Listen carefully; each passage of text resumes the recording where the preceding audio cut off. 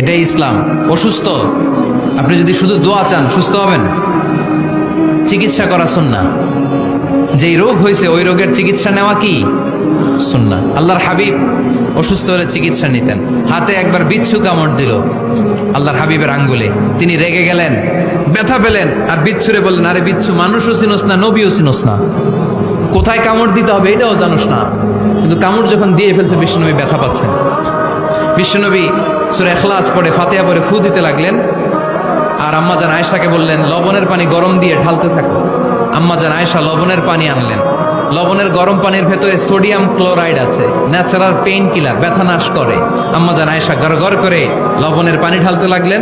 আল্লাহর হাবিব কোরআন পরে ফু দিতে লাগলেন। পানি ঢালা শেষ, গড় করে লবণের পানি ঢালা শেষ, বিশ্বনবীর দোয়া পড়া শেষ, এর মধ্যে আঙ্গুলের ব্যথাও শেষ। কারণ দুইটার সমন্বয় হয়েছে, দোয়াও আছে, দাওয়াও